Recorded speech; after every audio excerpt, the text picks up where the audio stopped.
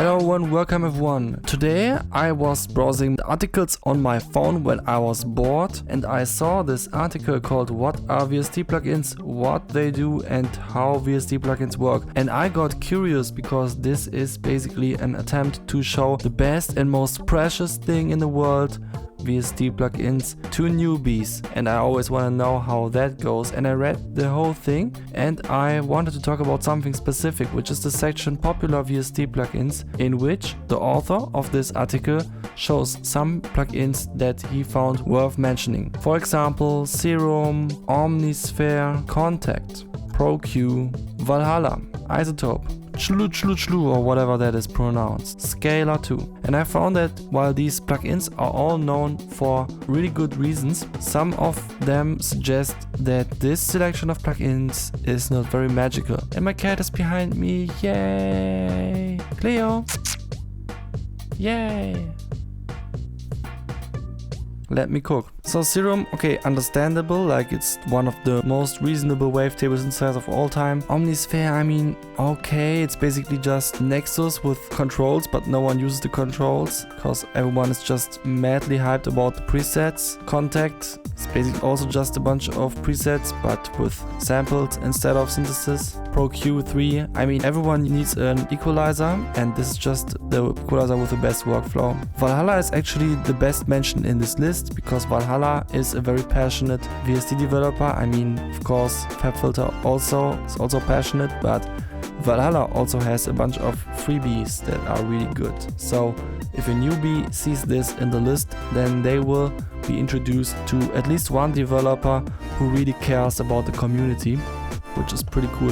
Isotope, yeah, I mean, plugins are cool, but as a company they are a little more distanced. Xfer is definitely cool, but I wouldn't say that this is the best product they ever made, and I don't know why this list has to contain multiple plugins by Xfer when there are so many other developers. So, you know, this whole list, it seems a bit like it's a very generic view on plugins. And I want to give you an example of how I imagine I want people to see plugins that have never been seeing plugins in their life before. I mean, what is the first plugin that comes to your mind if you don't know what a VST plugin is, right? Some people would say equalizers, some people would say compressors, because they have heard of these things maybe from other musicians that have these things as a hardware. Or you could also make an argument that autotune is the most popular plugin because people even know it if they don't even know what a VST plugin is, which is kind of fancy, you know? Imagine you make a plugin that is so popular that people even know about it without knowing what it actually is. That's like crazy. I don't want to say that this is cool. I'm still a big fan of not wasting thousands of euro for a bunch of plugins that I don't use every day, but we have to give them that. They have made the plugin that people know without knowing plugins. However, I want to tell you a different story today. This is my town, this is where I come from. This is Paderborn in Germany, in Nordrhein-Westfalen. This is the Rathaus of Paderborn. This is Paderborn from the top view. This is the Fußgängerzone of Paderborn, where you go if you want to buy things like clothes. And we can see that this photo was shot in the most corona times of all time, because people usually don't run around with masks here. And yeah, it's a really beautiful and quiet little town. But we do have a few fancy things in there. And one of these things is the Heinz Nixdorf Museumsforum, a museum about computers. Well, it has sometimes these special days in which it shows something that you haven't seen before there, like whatever that was. And here's something with Nintendo. I hope I don't get sued by simply being on this webpage in a video by Nintendo.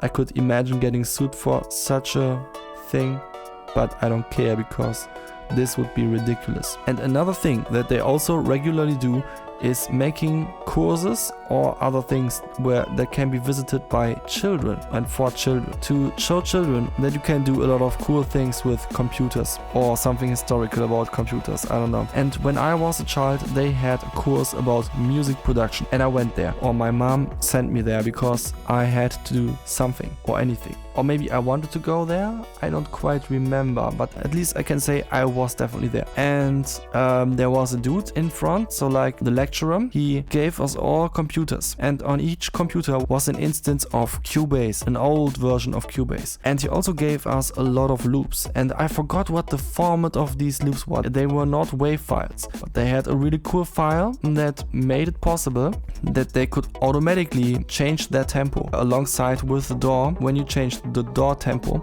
without being pitched, also without time stretching. So like in this audio format they were already sliced, and I wish I knew what that was, because from that moment on I felt like that was pretty cool. And even though that was pretty cool, back in that time it was not seen as professional to use loops to make music. This was just something for children. Nowadays we have Splice and stuff like that, where downloading and using loops in your project is actually considered the most professional way of making music, which is kind of funny to me, but let's just accept that for now. I want to go somewhere else with this, which is that this dude also gave us exactly one plugin into our DAWs, and it's kind of funny to think of it because Cubase comes with its own stock plugins, but still on these instances of Cubase there was just one plugin, and this plugin was Delay Llama. If you have not seen Delay Llama in your life before, then I would urge you now to leave this video but let it open so that you can come back to it, obviously, and go watch some Delay Llama videos on YouTube. There are some pretty hilarious ones where people cover music with that, because what it does is it basically plays a saw wave and then it applies a filter to it that makes it sound like a monk is singing different formats, and that was pretty revolutionary to that time, or even for today, because nowadays it's getting even more popular than it was in the past to have plugins that visually exaggerate the functionality of the things they are doing just for fun and not to serve a specific purpose. Like in this case, Nani by WX Audio. By the way, please don't be a Nani hater in my comment section. I think it is just a reference to anime, and anime can be cringe. It's allowed to be cringe. It should be cringe actually. So, fuck that. Delay Llama, however, also not unproblematic with the latest accusations against Dalai Lama, but that aside, Delay Llama is cool because it had the concept of formats, even though it was really old. And you know, nowadays plugins, they are oftentimes really boring. They just have a low pass filter or a high pass filter or the basic juice reverb in it, and this was really creative. It had a format filter. I mean, even today barely any plugin has format filters. You know, that is just the magic of old times. This is what it really means to make plugins, to innovate something, to make something that becomes an evergreen and that kind of lives forever in its own weird way. And this is basically what Delay Llama did for me back then, because I opened this plugin and I immediately wasn't interested or that interested in the loops anymore. I still used them, but only because the goal of the course was to actually have a WAV file in the end, and I didn't quite realize how to record something with Delay Llama. But I spent a lot of time just playing around with Delay Llama and I was fascinated by what I can do with it. And this stuck to me so hard that now I find myself waking up every morning realizing that I am a VST developer. It's kind of funny that something like this leads to this whole thing. So if I were to write an article in which I try to show newbies the magic of VST plugins, show them what is it all about to use plugins or to be fascinated by plugins, I'm specifying that like that so that it also includes becoming a VST developer later. I would maybe not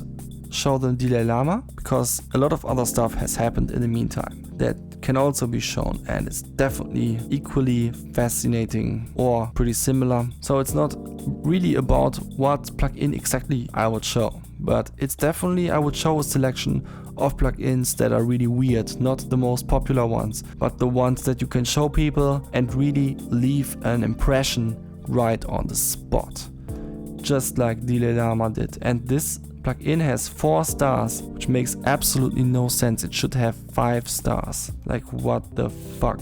I contacted them about 10 years ago. Incompatible with Mac. Yeah, because Macs are shit. Sorry about the Mac users in my followers, but Macs always break all plugins. And you know, this plugin is old. It's one of the oldest plugins ever. If you expect old plugins to work, then you should better come to Windows or at least to Linux. And then, I don't know, get LLMs or whatever they were called. But please, don't expect old plugins to work when you have a Mac. If you really want to use a Mac, that's okay, but then stick to modern plugins. And don't be mad about old plugins not working, because that's on you. You are the one who bought the Mac, okay? You know that Macs do this. Don't buy a Mac and then be mad. If you don't give this plugin 5 stars, then unsubscribe right now.